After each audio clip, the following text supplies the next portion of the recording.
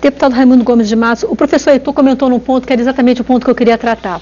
A gente houve um apelo muito grande em cima das famílias pela economia de água. Não que não deva acontecer, mas as famílias representam 8% do consumo, como o próprio professor falou. E a indústria, né, e a agricultura brasileira tem um consumo muito maior, principalmente a agricultura. O que está faltando para o Congresso brasileiro definir, discutir políticas públicas e definir uma legislação, alguma coisa que estimule, que obrigue, de certa forma, a indústria brasileira, o setor produtivo brasileiro a ser mais responsável com a água? O Congresso Nacional tem dado resposta no momento em que aprovou o Código Florestal, no momento em que normatizou, acima de tudo, a reutilização de águas, inclusive até para o próprio consumo humano. Entretanto, o que nós prezamos é fazer com que, dentro do que eu sempre repito, o Pacto Federativo, os estados e os municípios passem a ter essa sua missão. É claro que a questão da agricultura é de fundamental importância para produzir alimentos. É claro que nós precisamos de água para a agricultura, mas existem vários exemplos. Você vê Israel tem uma quantidade, o índice pluviométrico de Israel é muito menor do que o do Brasil.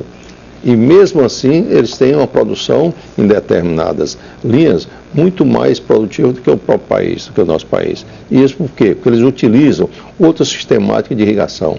Tem projetos, no próprio estado de Ceará tem um projeto chamado Pingo d'Água, que é feita a irrigação, né, por gotejamento, e não aquela irrigação contínua, que há um desperdício de água.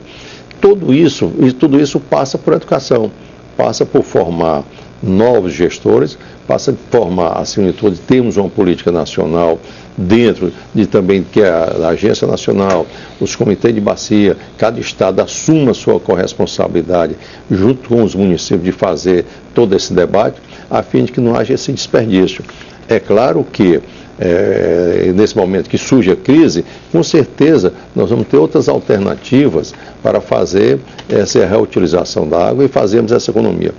As indústrias, eu creio que a maioria, como São Paulo, o exemplo de São Paulo, 40 e poucos por cento somente reutiliza a água, eu creio que no Nordeste brasileiro, um grande percentual das indústrias não faz a reutilização da água.